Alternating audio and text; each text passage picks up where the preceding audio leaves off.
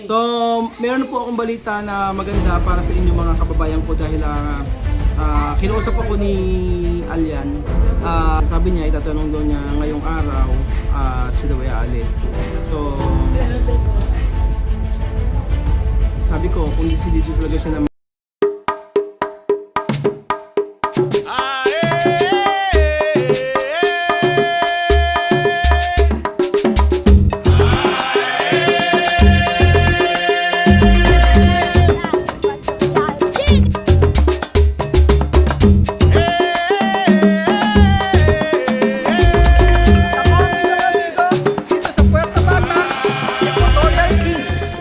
magandang araw po sa inyo mga kababayan ko.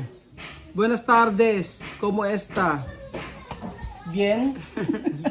Bien? Muy bien, muy bien. ¿Cómo está, hermana guapa? Ay, esta mamá está muy bien africana. Africana. Ahora africana, no? Sí, ahora africana. Africana. So, ando si Alyan. Alam niyo po, meron akong balitang maganda para sa inyo.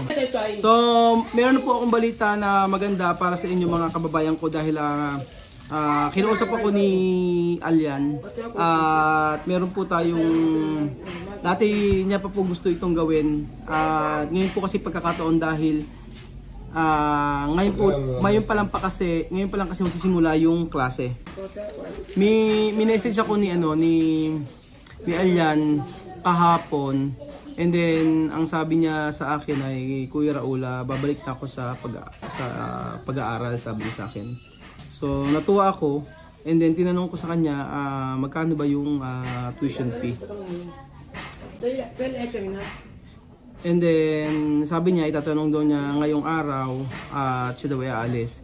So sabi ko kung decidido talaga siya na mag-aral na, sasagutin ko yung pa rin yung pag-aaral niya kasi sila yung mga bata, sila Sandra, sila Apoyo, ganun din. So madadagdagan na naman yung ating pag-aaralin dito.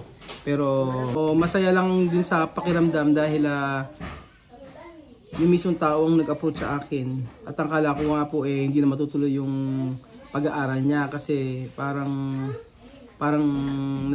nagtatrabaho na dito siya kila Chamame, tapos papasok siya ni Batya sa trabaho. Akala ko ayaw niya nang mag-aral na kasi parang nakalimutan niya na yung sinabi niya dati na gusto niyang mag-aral. Pero kahapon nga nang minessage niya ako, pinapaalam niya na gusto niya mag-aral uli. Tapos ngayon pagpunta ko dito, kausap ko si Chamame. Gusto ko kasing malaman muna ni Chamame bago ako magbigay ng pang-tuition. Dahil ayoko na magkaroon ng problema about sa dati na kay Sandra na yung about sa mga pagbabayad ng bahay, mga ganun-ganon, magkaka-issue at saka ayoko na magkaroon ng problema tungkol sa mga anak Chamame. Kaya pinaalam ko kay Chamame na si Alyan ay nag-usap kami at ang sabi niya ay babalik siya sa pag-aaral. Chamame, buenas tardes. Hola, buenas tardes. Alyan, buenas tardes. Buenas tardes. Alyan, no? Antes tú has dicho tú quieres volver a la escuela porque trabajar aquí sin estudio es un problema, ¿no? Sí, sí. Por eso tú has dicho ayer tú quieres volver a la escuela, ¿no? Sí. Por eso, Chamame, no, yo no quiero hacer problema contigo, porque antes, ¿no? Tú sabes, ¿no? Cuando yo pagar de casa de Sandra, tú en pagar mucho, ¿no? Porque Sandra no habla contigo, después tú hablas conmigo. Yo no quiero problema. Por eso yo hablar con Alyan.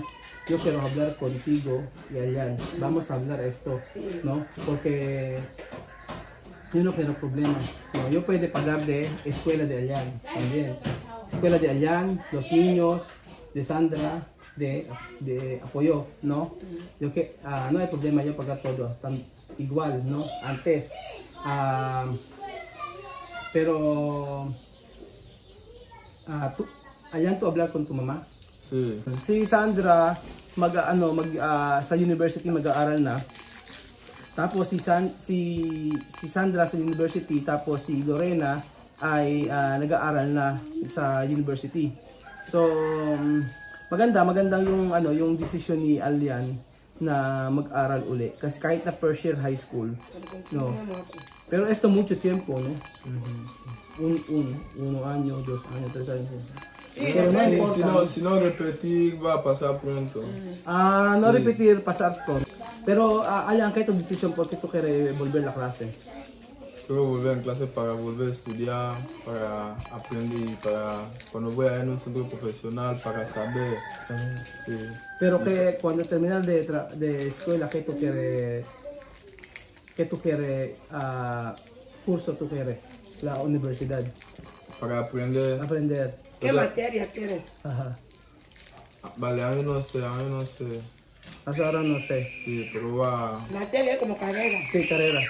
Ahora solo tú quieres volver a la clase. Ajá. Sí. No hay problema, ¿no? Vale. Vale, Ayan, yo pagar de matrícula, también de apoyo, también de Sandra y los niños de Mamé, ¿vale? Y después, ¿cuál que tú quieres la escuela? Ejemplo, aquí en el proyecto de escuela, yo también avisar a tu mamá, después tu mamá avisarme, así. No hay problema, ¿no? Pero sí, no hablar directamente conmigo, porque yo no quiero problema con tu mamá. Como antes con Sandra, yo no quiero así. Cuando todo tu hermana, ejemplo, apoyó a Sandra, tiene que quiere dinero o la escuela, hablar con tu mamá después, tu mamá hablar conmigo, así, ¿no? Pero no hay problema para mí.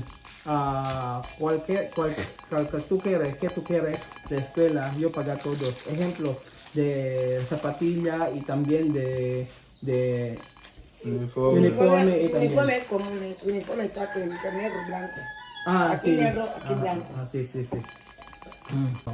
At sa mami, no, más mejor aquí, no? Más mejor yo hablar contigo, no hablar con niños así. También, ¿no? Cuando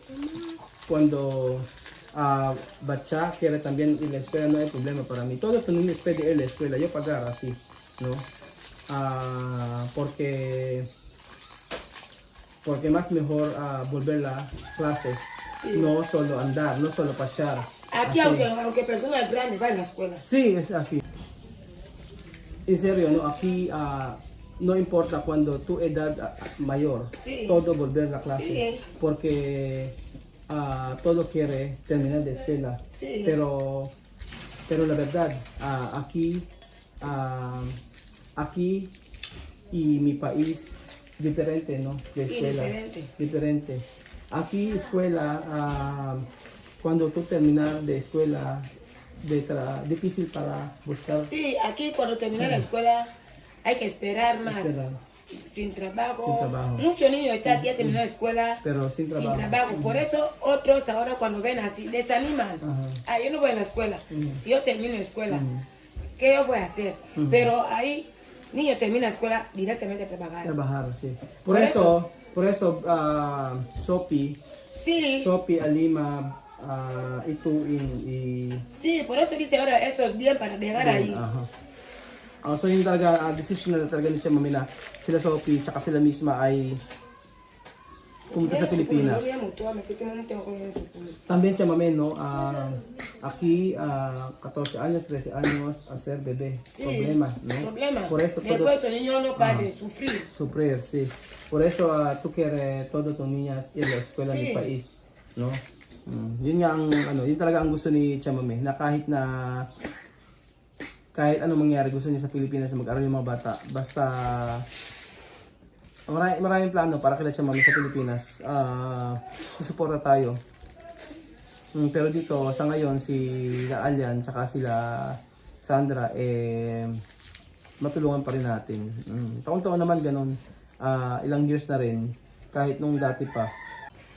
So ayun po mga amigo, yun po ang magandang balita. Dahil isang anak po ni Tia Mami ang magbabalik sa school. At sabi ko kay Alian, pabutihan lang yung pag-aaral. At lagi ako nakasuporta sa kanya, sa mga anak ni Tia Mami, okay lang. And then, nasabi sa akin tinanong ko kasi kay Tia Mami kung magkano yung babayaran sa pauna. So, sabi ni Tia Mami, mag-down daw muna ako ng 40,000 o 4,000 pesos. So kasi iba po yung kasi pag-aaral dito, hindi ganun ka hindi ganun ka gaya sa Pilipinas na medyo mura. Dito kasi talaga mahal.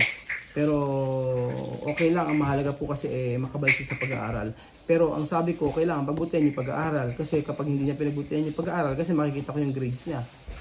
Kagaya po sa Pilipinas si Mark. Si Mark po every ano po, hindi ko kilala si Mark, taga ano yun. Taga Cavite yata, parang ganoon. So ini-recommend may nag-recommend lang sa akin na isang teacher. At sabing ganoon kawawa nga daw to. So every month ayun may tuition pero hindi kasi mahal dito. Tapos ang maganda kay Mark tinuturuan ko siya. Sabi ko mag-aral siya mag-edit baka sakaling mas makatulong ako sa kanya. So ayun, natutuwa naman ako kasi every grading meron siyang sinesend sa akin na grades at talagang matataas yung grades niya. So ayun, at least makapababalik si Elian sa sa pag-aaral. At least makikita natin na lahat ng yung ginagawa natin dito mas nakakataba sa puso.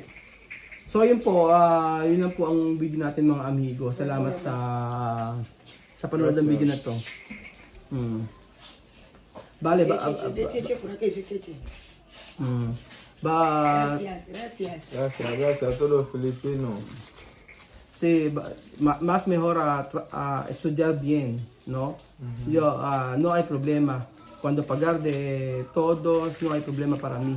Pero estudiar bien. Para tu futuro, no para mí. Eso para tu familia y tú también para ti. Salamat po mga amigo. Adios, hasta mañana. Ciao. Bye, gracias.